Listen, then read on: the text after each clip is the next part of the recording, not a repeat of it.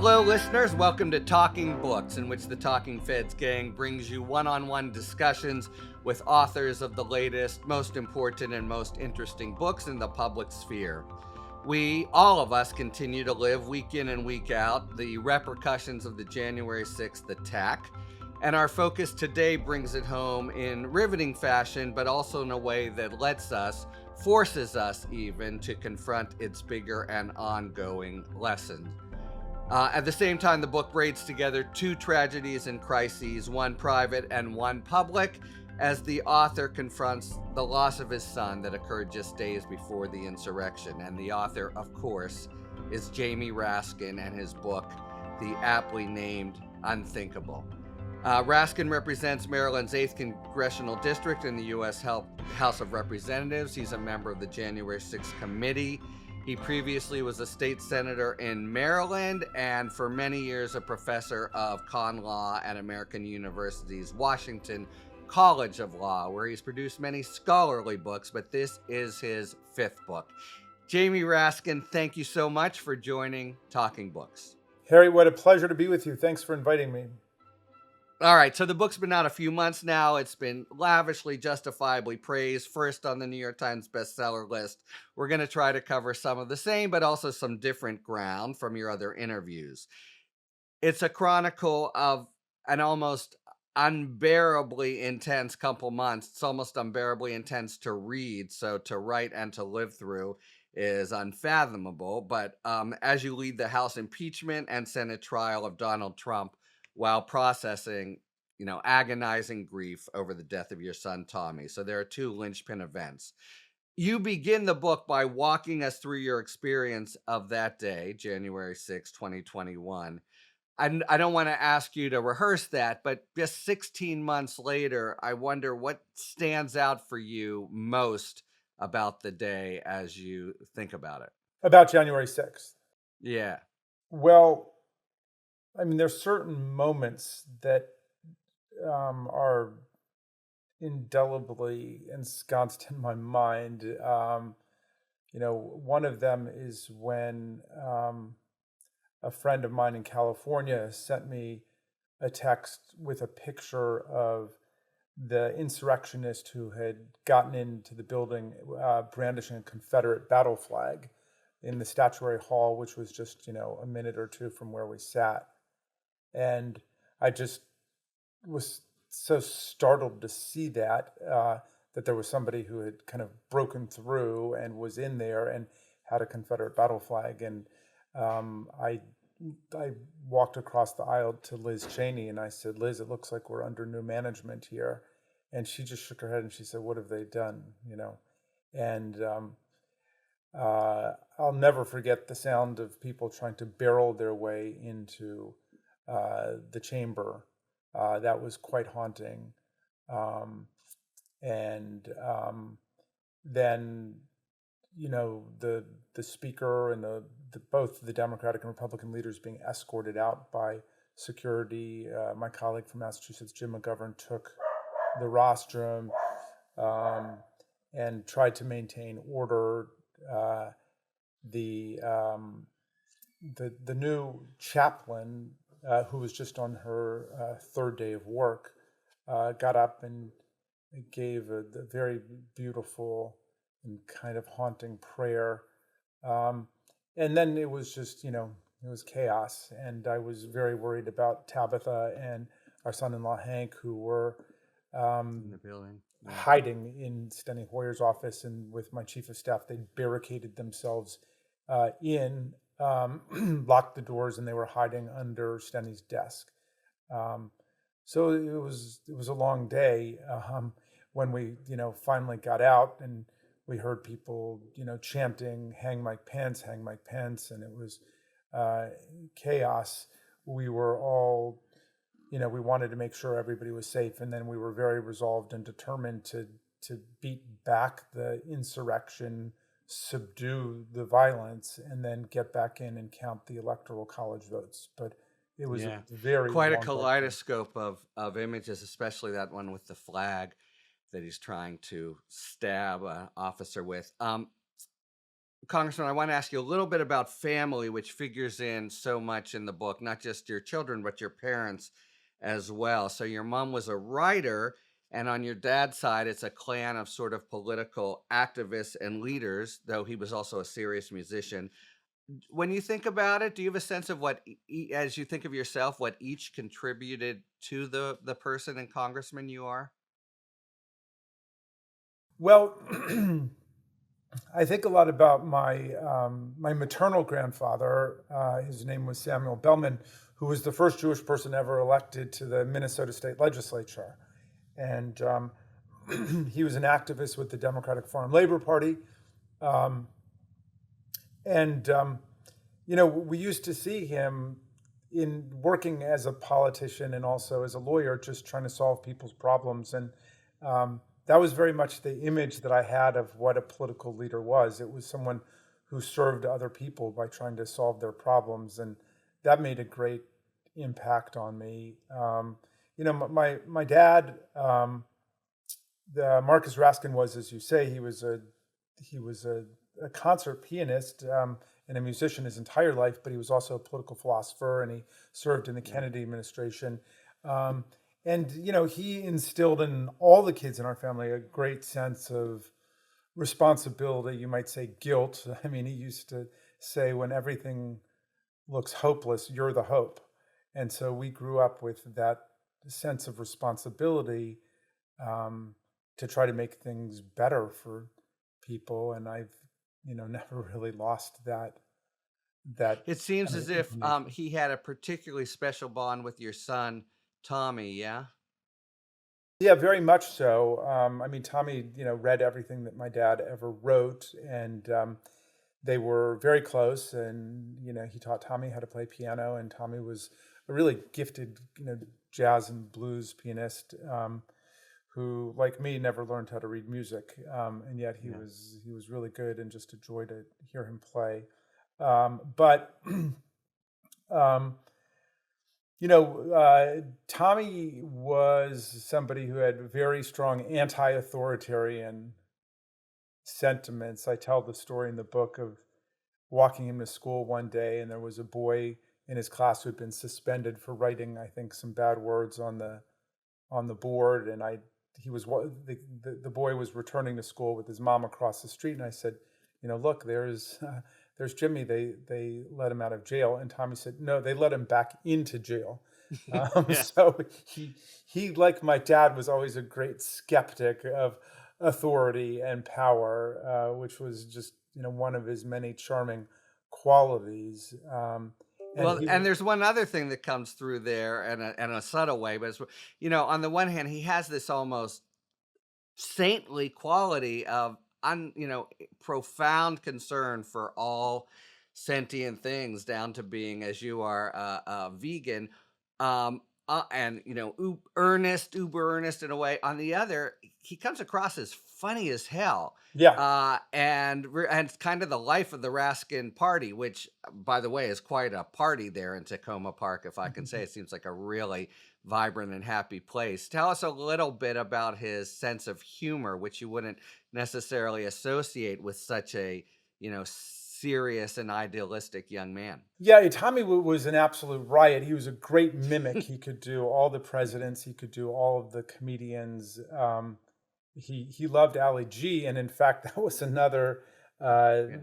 another part of the bond between Tommy and my dad, because my dad had been in the very early days of Ali G, where he did his show.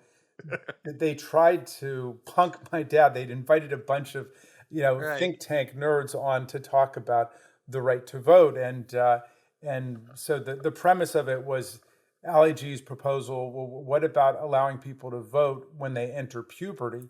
And so the As I other remember, it was, if there's grass on the pitch, let's play. That's what Ali G's, that thing Right, was it was stuff everyone. like that. Right. So Right. these other like think tank intellectuals immediately started engaging on a serious level Right. and Right. expounding on how you can make it work and everything. And my dad just exploded into laughter, and then he ended up running off of the scene. And so Tommy was always very proud that my dad was somebody who Yeah. got the joke and did not get punked by LAG, but That's a very small elite club, people right. who don't get punked by LAG. No, but he was very Um, funny. But Tommy, yeah. Sarah and I this week went up to Harvard Law School, where Tommy was in his second year when we lost him, and they had a memorial service for him. And the kids got up and they all described him as you did, as the life of the party. And he was constantly telling jokes and doing magic and getting everybody involved in Boggle and organizing trips and stuff. And Yeah. it's such a terrible, devastating loss and tragedy for so many people. And we were in just kind of the myopia of parental grief. For a long time we didn't even focus on what a devastating thing it was for his friends. And yesterday, or Tuesday, we got a very powerful sense of the kind of loss suffered by his friends at Harvard Law School, who we never really got to know because of COVID-19. So he never really had them come visit us in Maryland, or we'd not really been able to meet them. But they just were a wonderful group, and his professors were there, including Bruce Mann, who's married to Elizabeth Warren, and Randy Kennedy was there, and Carol Steicher. It was a very My moving, my dramatic co-clerk, thing. by the way, with Elena and or we all clerk together, Carol and I.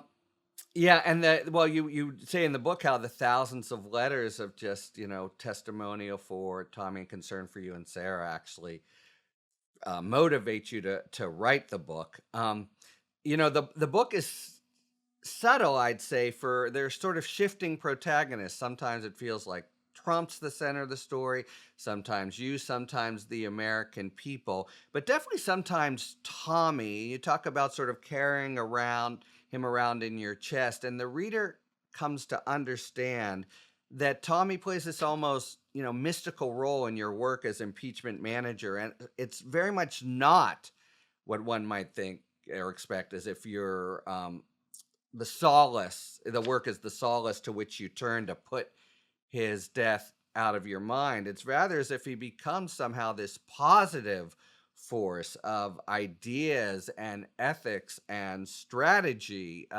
As you kind of gorgeously put it, he filled my broken heart with purpose and strength. Can you tell us a little more about that? Well, I mean, I think of Tommy as pure positive energy, um, as close to like pure love as you could ever find, and um, so you could see what it was like for me thinking about him and then looking at January 6th and what happened Yeah. at this, utterly unnecessary and gratuitous effort to destroy our constitutional order and seize the presidency by Donald Trump to keep all the corruption going. And the really the sickening willingness to put other people's lives at risk. And we lost a half dozen people that day, and several other officers who took their own lives in the several days to follow after being exposed to those medieval style waves of brutality by American citizens who were jacked up on hate and vile lies told by the president of the United States. Yeah, let's turn to that now and the dramatic centerpiece of the book, which is the impeachment trial, and zero in on just this feature that you've identified, the, unbelievable violence as instigated by the president. In advance, you kind of suss it out, you and your colleagues, and you perceive, well, you've now, I think, very eloquently and rigorously, like a good law professor, analyzed it as a sort of four-part plan. But you had anticipated the first three. That is, pressure on state officials, pressure on Republican apparatchiks, and then the Mike Pence move, and not the violence so much. I wanted to ask you to pause for a second and just focus on Pence. because part of the message of the book, of course, is how close we might have come to losing everything. Um, as you think about it now with Pence, so let's say Pence had knuckled under. And remember, we now know, I don't know if you knew it then, I don't think the country did, that it was only in this phone call just before going out to the rally that Trump got the definitive news from his sycophantic loyal vice president that he wasn't going to do his bidding. Um, but if he had and played ball with him, where would we have been? Would we have been lost had the vice president capitulated? Well, there were a number of different parliamentary decision points that could have taken us in different directions. I mean, um, one way of thinking within the GOP camp was if they could get Pence to declare these extra constitutional unilateral powers to reject electoral college votes from Arizona, Georgia, Pennsylvania. Perhaps if they needed to keep things going later, they would have added in Nevada and New Mexico, but at least those three states. They would have lowered Joe Biden's majority from 306 to below 270. And if they'd added in another state or two, they would have gotten his numbers below Trump's numbers. And then they would have said, well, we're not going to count these states that have been rejected because we will not view the electors as lawfully appointed. And so we're just going to declare that of the ones lawfully appointed, Trump won. So that was called that, pathway. And so what do you think that the great John Eastman plot, would you have had adequate counter moves at that point? Or is that one place where we were, within inches of losing the Republic? I mean, almost anything could have happened because remember, he would have been declaring lawless extra constitutional powers, as he recognized when he distributed his memo at 1 p.m. on January 6th, saying that he didn't have the power to do what Donald Trump was asking him to do. Yeah. So we would have opposed that in the House. We would have opposed it in the Senate. We would have, in other words, rejected and overridden that, and we would have proceeded to try and count the votes. But anything could have happened at that point because, part of it would have come down to who was in physical possession of the electors. Would he have been able to get physical possession of the electors, from the mahogany boxes over on the Senate side?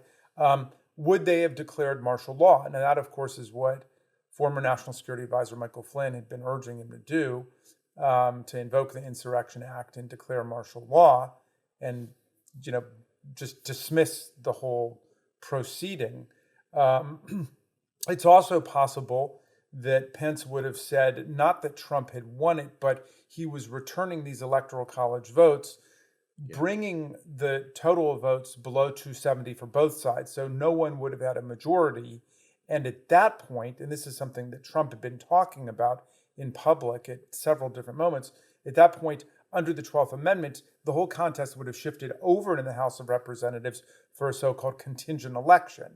And people ask, well, why would Trump and Meadows and Bannon want the election decided in the House under Speaker Pelosi and the Democrats? They knew that under the 12th Amendment, we're not voting one member, one vote. We're voting one state, one vote. And after the 2020 elections, they had 27 state delegations. We have 22 state delegations, and Pennsylvania with a 9-9 split would have been at the sidelines. So even had they lost, my new best friend in Congress, the at-large representative from Wyoming, Liz Cheney, and lost that vote, they still would have had 26 votes to 22 to 2. Yeah, I mean, it does seem to me the general strategy here, to the extent he had one, is foment chaos and then, see what happens, beats the certain verdict Classic against him. Donald But Trump. with this final, what he saw landing pad of more states in the House than. And I think that was certainly the idea that was inspiring the members of the House who were, in the strongest pro-Trump camp. Now, McConnell, of course, that day had gotten up and said, we're entering uncharted territory, basically telling them, don't do this, the election is over. But see, what happened, Harry, is that they understood, they looked seriously at the Electoral College. It's in an ancient and decrepit and obsolescent institution, and it's filled with all of these booby traps and nooks and crannies. And if you got a Well put, yeah. strategic bad faith actor like Donald Trump, they can just blow the whole thing up. And that's basically Well, what they were doing. that's it. Exactly right. So, and we'll come back to McConnell. All right. So let's go now to Plan Z, his final Hail Mary to unleash a violent mob of supporters on the Capitol, screaming to hang Pence, among other things. You had said at first that it hadn't anticipated, but my sense is when you write the book, Congressman, and reflect on the violence, you see it as not a sort of last minute improvisation, but kind of latent in Trumpism throughout his rule. Is that accurate? I mean, what role do you see as physical violence or the threat of physical violence actually playing in Trump's Well, it's governing absolutely strategy? that. I mean, it certainly was latent in the politics and the psychology of Trumpism, but it's more than that because it really was strategic violence. And this is a story that we've been able to figure out, I think, in the January 6th Select Committee, and a story that we're going to tell when we get to our hearings in June. There was nothing remotely spontaneous or unorganized about it. It was deliberate, it was premeditated, and it was carefully coordinated and organized and controlled. And we're going to be able to explain and tell that story. It's probably inaccurate to say that I had not anticipated the violence. In fact, I had a documentary filmmaker who had been following me around for several years who had a lot of footage of Page my 120, but that's as the alert, page 120, Your Honor. But yeah, you at one point you say, but yes, but go ahead. And so I had actually been predicting it, but what I had not put together was it never occurred to me that they would be able to overrun the Capitol. I had a really specific image in my mind because Hannah and Tabitha and Hank and Ryan, they'd asked me about it when I invited them to come down with me because they were trying to stop me from going in on January 6th. And I said, look, it's a constitutional duty. We have a very slender margin. People are dropping like flies from COVID-19, and I can be there. And Speaker Pelosi had asked me to get ready for all of these objections. So it was necessary for me to go, but I said, come with me. And they said, well, what about all these protests? And I had a really specific image in mind. And I said, well, we'll be safe. We'll be in the Capitol. And I was thinking about June 2nd, the day after Trump and William Barr had dispatched that paramilitary police riot against Black Lives Matter in Lafayette Square. And Black Lives Matter came to the Capitol the next day, and there was this huge phalanx of National Guardsmen and women on the steps waiting for them. That had been organized overnight. So I just had this image. I never checked on it, but I should have. That was stupid on my part. But I had this image that, well, there will be National Guards people every place to protect us. And of course, there were none. And our officers were totally outnumbered and then eventually overrun. And 150 of them ended up with broken jaws and necks and noses and ribs and vertebrae and concussions, traumatic brain injuries. And, I still have constituents who are officers who are in physical therapy twice a week and emotional therapy to deal with it. They're still haven't been able to go back to work from the brutality they experienced on that day. And of course, there were officers who committed suicide in the wake of this horror. That's one of the most poignant features when you think of it. Those two, what consumed them in the couple days after as they contemplated it all. But nobody expects the Spanish Inquisition. All right. Let's go to the trial itself, until the end, Congressman, you say that you truly believed you could convict because the facts of the case were so far in your favor. And you do make back to McConnell, there is a sense that as he went, so might have gone the whole Senate up to, 95, 96. I don't know about Hawley and Cruz, et cetera. But is that, were you actually thinking, it wasn't just the facts. We might win this thing? It wasn't just the facts, it was the law. Yeah. It was the Constitution. And it was the worst presidential crime in the history of the United States. The president essentially mobilized a violent insurrection and an inside coup to try to overthrow an election and seize the presidency. I mean, no president ever done anything like that before. Um, and I thought that the evidence was so overwhelming, the case put on by Trump's lawyer so pathetic, Oh my, um, yeah. and the opportunity for the Republicans so great that I thought we really could get very close to 100 votes. I thought that they, as I But all the told, way through, you're feeling that way, it seems, I yeah? felt more and more as we went on. In fact, when I Yeah. would talk to the Republicans, I would say, this is something you've got to do for the Constitution. You've got to do it for the country, but you got to do it for your party because he will destroy your party before it's all over. And I thought, look, there was no real love lost between a lot of these people and Donald Trump. I Right. just didn't understand the cultish hold that he had over them. But I mean, he said that Ted Cruz's father killed John F. Kennedy. I mean, he called Marco Rubio little Marco. He was making fun of their wives and their looks. And I mean, these are people who said stuff during the 2016 campaign, like he should never be in office. He's totally unqualified. He's a fraud. He's a fake. He's a compulsive liar.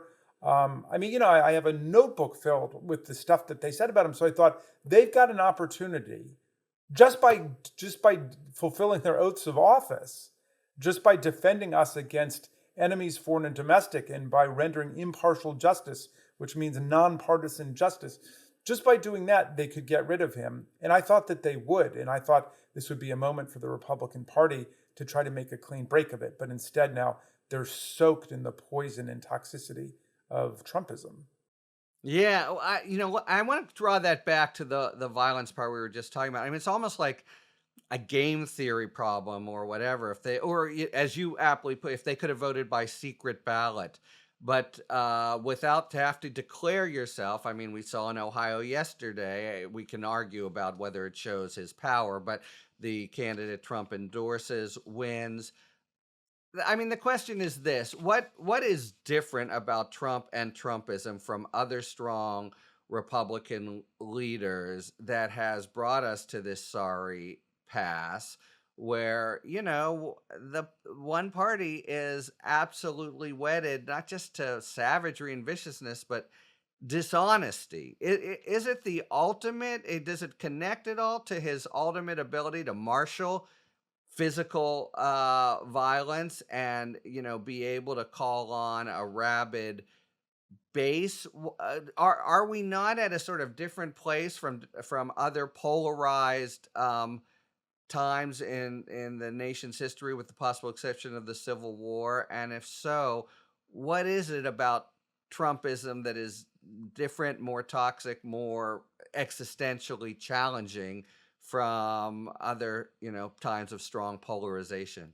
Well, even during the Civil War, Vice President John Breckinridge, who, Yeah, a Kentuckian who was a huge um, pro-slavery ideologue and ended up defecting to the Confederacy and becoming the Secretary of War in the Confederacy. Even he delivered the electors for Abraham Lincoln, marched right. them over from the Senate. And so even during the Civil War, when the peaceful transfer of power was taking place, and there was a huge mob outside, um, nothing like this happened. There was not actual interruption of the peaceful transfer of power and a thwarting of the counting of electoral college votes. So, I mean, there's no doubt we've had, corrupt and vicious presidents before, like Andrew Jackson, who's Donald Trump's big hero, and Steve Bannon's big hero, Richard Nixon, and so on. But nobody has remotely gone this far in terms of having open hostility to the constitutional order and the openly trying to organize to destroy the institutions of government, including elections. I mean, the big lie just takes us in a completely different territory, because there were more than 60 lawsuits brought in federal and state court, and more than 60 judges, including 8 appointed to the bench by Donald Trump himself. Federalist Society judges have rejected every single claim of electoral fraud and corruption. So the big lie operates much more like a loyalty oath within the GOP today. I mean, it's basically like saying, I will do whatever Donald Trump tells me to do, which is why Lincoln's party is now Donald Trump's cult, and it operates a lot more like something like the Church of Scientology or the Unification Church than it does a modern political party. You have to suspend all critical thought and agree to do whatever Donald Trump tells you to do. And if you don't, they will try to expel you and ruin you like they have with And is Liz that it? I Cheney. mean, you have to, unless you're Liz Cheney. So let me push on that more, because he's got so many willing accomplices who, as you say, also kind of have contempt for him. So just as, a matter of like political science, what makes what explains the success of a ruthless figure like that, and the parties coming into lockstep? Because without that, Trump's just a George Wallace, or actually that's a bad analogy, but just a crazy guy on the sidelines. Well, he's obviously appealed to the bloodlust ambition for so many people. I mean, look at J.D. Vance, the new Republican nominee for Senate Right. in Ohio, who had completely attacked Donald Trump and talked about how toxic he was and compared him basically to opioids and saying like it's a drug addiction. I mean, it gives people a cheap high, but it leads them nowhere, other than I would say to hatred and fascism. But he got that. He understood that. And now he's totally under the thrall of Donald Trump, Yeah. and he's willing to do whatever Donald Trump tells him to do. This is a guy who was at Yale Law School. It's, just like Stuart Rhodes, the head of the Oath Keepers, another Yale Law School graduate who, was perfectly ready to create a race war in the country and eager to do it. I So look, suspect Rhodes was a little bit of an eccentric figure at Yale Law School, even, but Vance is a very good example. And you say opioids, I mean, what more do you need to know than that the way he curries favor with Donald Trump is to 2 days ago, as the election's closing, he makes the completely fantastic announcement that Biden is using fentanyl specifically to target and poison MAGA members. What politics are we in that propels you to victory and strokes yeah. Donald Trump? It's So, I mean, astonishing. we've got a political cult which operates on lies, propaganda, Yeah. disinformation, conspiracy theory. But if it if it gets people the power and the money they want, they're perfectly willing to jump on that bandwagon. And underneath it, I think they understand the big tectonics of it are that there's great anxiety in parts of the population about America becoming a truly multiracial, multicultural country. And that is the anxiety that they're exploiting and feeding on in order to, rip people off of millions and millions of dollars as they did with the big lie and continue to do with the big lie today. I mean, this being a Trump vehicle, it's a money-making operation in addition to an assault on the Constitution. Yeah, hundreds of millions. Ironically, when his other businesses don't. That we could do a whole nother episode on the emoluments clause, which you were the lonely soldier saying, guys, this is so obvious a violation. But leave it to the Well, side. you So got much to to ask. say. You got to ask why was Donald Trump. Oh, I got you started. I Yeah, got you no. started. Why was he so invested in staying in office that he would use Yeah. any means necessary, including violence? Well, he had a very good grift going, and we saw that Jared Kushner just picked up $2 billion from the Saudi royal family and the corporations Right. around them.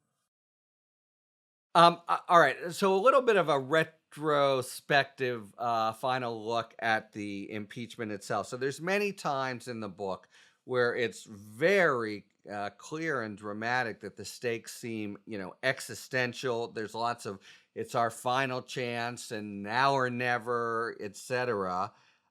You got the strongest bipartisan vote for impeachment ever. You had a personal prosecutorial work of advocacy that was, I think it's fair to say, magnificent and historic. I think you probably got a verdict in history that he was guilty on the facts as charged, but the guy was acquitted. So having, proffered so many, if we don't, it's disaster. How do you now assess the trial and what it achieved or didn't achieve?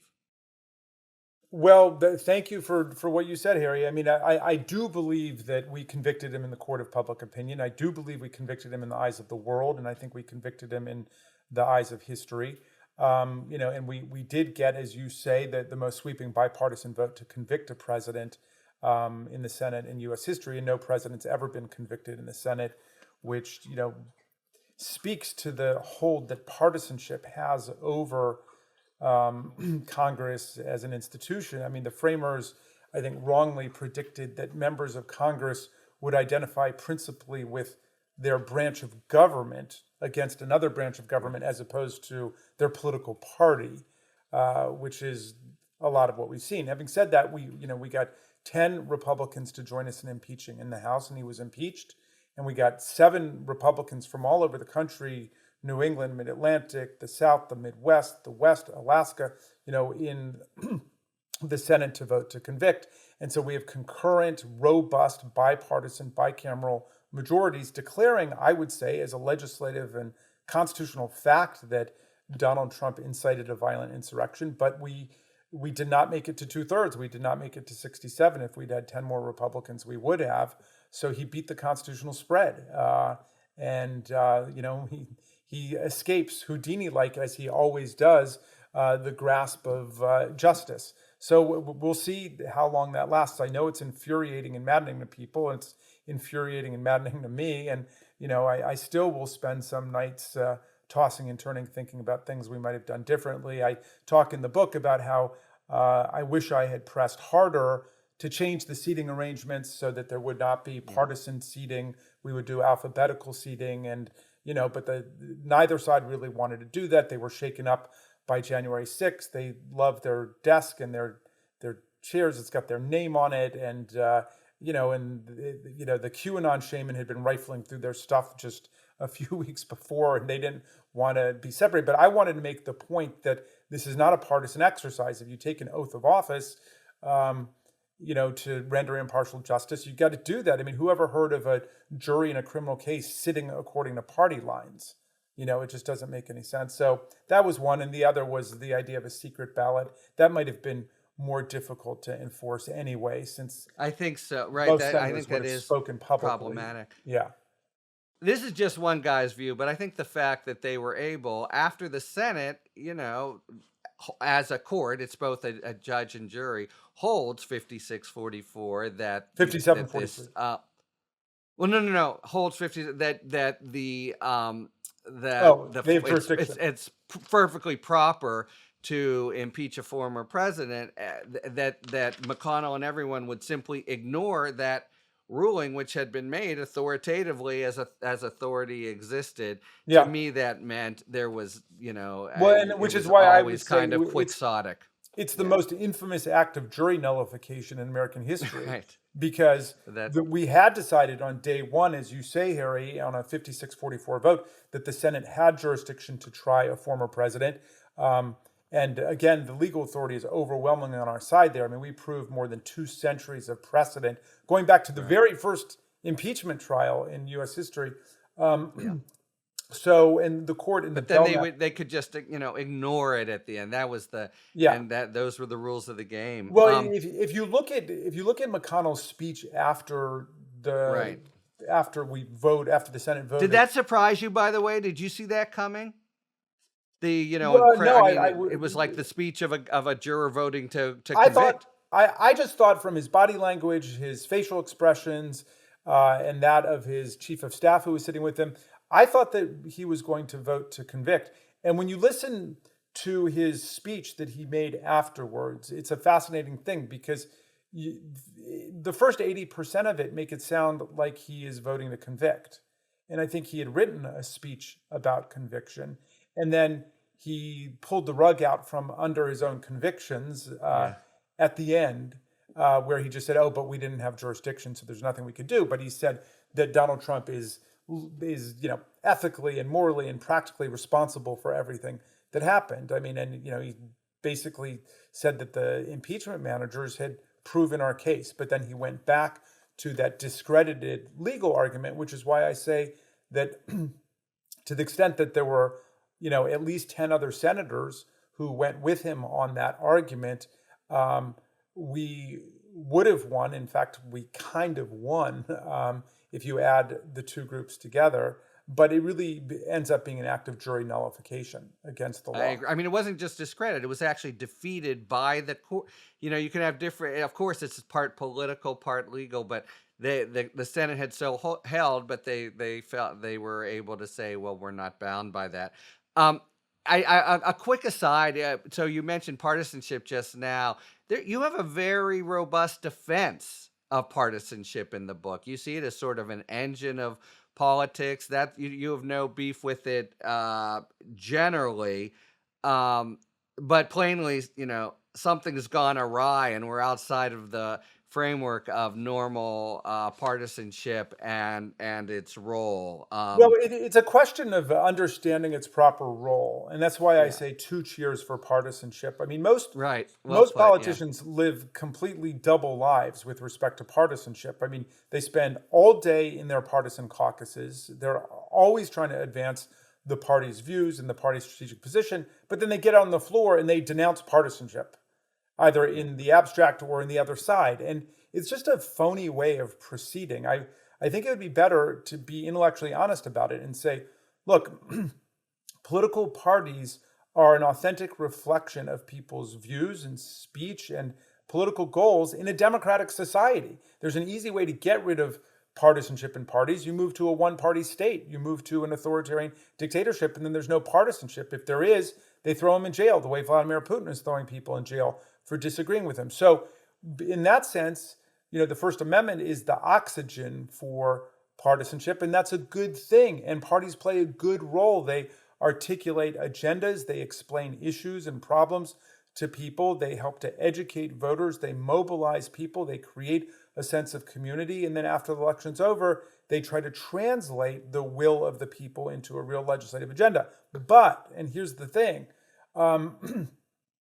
for those of us who aspire and attain to public office, once we're in, and we're no longer fighting like cats and dogs in the campaign, but we've, taken an oath of office, we've got to remember where the word party comes from. It's from the French word parti, which means a part. Our party is just part of the whole, and we have to do our best to serve the whole. And we know how to do that. If you come to my district office out in Rockville, Maryland, and you got a problem with Social Security or Medicare or PPP or VA loans or student loans, whatever it is, we will go to bat for you. And my staff will work 24/7 to solve your problem. And we never once ask, are you a Democrat, Republican, Green, Libertarian, Independent, whatever. So we know how to be nonpartisan when we need to be. And that's all I was saying to the senators. Like, this is a moment for nonpartisanship. You've got to imagine, if you're a Republican, that it was a Democratic president who did that. And if you're a Democrat, you've got to, imagine that it was a Democrat that did that. And everybody's got to, twist the hypotheticals so you're judging based on the conduct and not based on the party affiliation of the president. Yeah, your book actually comes through. That's one of your joys of it's like the legacy of your grandfather, but it's not just you do well, but you seem to take real relish in it. All right, let's finish by fast forwarding to today, May 5th, 2022, going into the hearings. So I think the refrain you made so memorable as a prosecutor was, "Is this America?" Or what is, this cannot be our future. All right, so here we are going into the hearings. Where are we? Where is America? Is the jury out? What are the stakes here? What can and cannot be our future? Well, the way that I see it, Harry, and obviously this is something to do with the way that my psyche works, which I do explain in the book. But I view the overwhelming majority of people in America on our side rejecting everything that's happened, rejecting the insurrection, rejecting the coup, rejecting the Supreme Court's overthrow of the reproductive rights of women and the population. I think that's where the clear majority of Americans are. And I'm with John Dewey, who said that, the only solution to the ills of democracy is more democracy. And what we're suffering from today is not democracy, it's impediments to democracy. It's distortions of democracy. It's the gerrymandering of our congressional districts, which overwhelmingly favors the GOP, which I call the gerrymander-only party, because they've done everything to protect gerrymandering against the For the People Act. And they've used another anti-democratic instrument, the filibuster, to defeat our voting rights legislation, which is an attempt to protect people's voting rights against voter suppression statutes passed by their gerrymandered legislatures around the country. So they've got gerrymandering, they've got voter suppression, they've got the filibuster, they've got court packing and right-wing judicial activism, and they've got manipulation of the Electoral College to install minority presidents. I mean, twice in this century alone, we've gotten the popular vote loser as the president under very suspicious circumstances in both 2000 and 2016. And now, with violence being the ultimate destination of an Electoral College struggle. So if we could vindicate the popular right to vote and we could vindicate majority rule in the Senate, at the local level, in Congress, against the gerrymandering, against the filibuster, against all the voter suppression mechanisms, we'd be able to make progress again.